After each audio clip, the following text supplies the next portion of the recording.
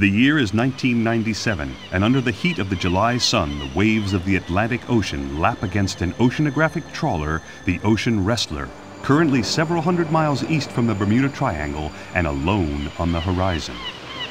On the weather deck stand 4 searchers, the sea breeze filling their lungs as they pose for a photo. Behind them, a specially constructed, toughened submersible designed to operate under severe and abnormal conditions, ideal for their purposes.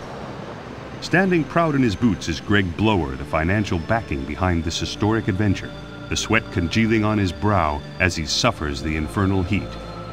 Behind Mr. Blower is Simon Creek, officially Mr. Blower's bodyguard, unofficially the good-for-nothing nephew. Then, the enigmatic Helen Milton with her alert scientific mind, educated in the top colleges in the country. Finally, Professor Caldwell, world-renowned archaeologist, considered to be a fruitcake on the hunt of a lost cause by many in the archaeological community, but in his heart and mind, he knows the many clues and legends he has followed will prove true in the end. The 4 enter and seal the only exit to the submersible.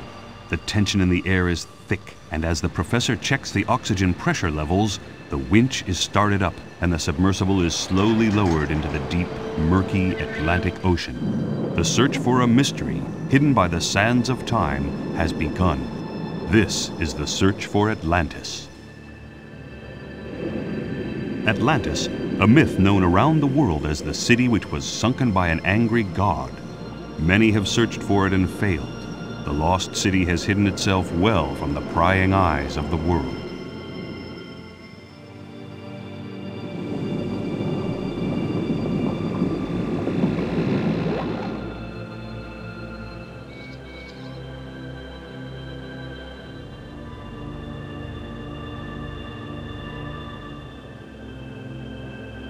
As the submersible descends fathom after fathom, Helen watches the instruments act quirkily. It started with a twitch here and there, then some unbelievable readings. Looking at his chronometer, the professor smiles to himself. A quick warning about an abnormal magnetic field puts Helen's mind at rest, but agitates Mr. Blower and confuses Simon. It happened so slowly they almost didn't notice. At first it was just a little dim and warm. Then as the sleek yellow submersible continued into the magnetic field, it got brighter and brighter and warmer and warmer. Then Simon noticed a fish, a big fish, a glowing fish. He pointed it out to the professor, who smiled and said it was a prophetic dolphin, reciting a passage written by Christopher Columbus, who spoke of mystic glowing creatures making ethereal noises and guiding them through dangerous waters. It took just a second for the professor to decide the path they should take, and as the dolphin began to swim further into the murkiness, the professor told Helen to use the dolphin as their guide. This drew more than a raised eyebrow from Mr. Blower, who was expecting a well-choreographed scientific mission. He wasn't expecting this. Guiding the submersible through the silence of the seabed, leading them right to the center of the magnetic field, Helen watched the radar as many other curious dolphins began to surround them.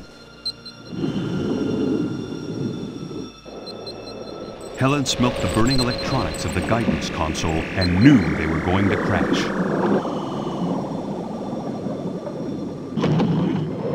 The submersible shook violently as it made contact. Everybody was thrown from their seats onto hard, unforgiving surfaces. In the dim light from outside, Mr. Blower searched for his cigar lighter, constantly muttering insults at the professor. A hull-ripping creak shuddered through the small craft as it finally came to rest. Simon found Mr. Blower in the darkness and helped him to his feet. Meanwhile, the professor was both thanking and praying to the gods. Helen piped up with a status report, her fingers trying the dead controls to no avail. Most of the electrics were gone and the hull was taking on water. Then the professor suggested she should try the outside lights, as they had their own power supply. There it was, the professor's holy grail and Mr. Blower's unique business opportunity, Atlantis. In London, several days later, and in the middle of a snowstorm, a newspaper editor waits.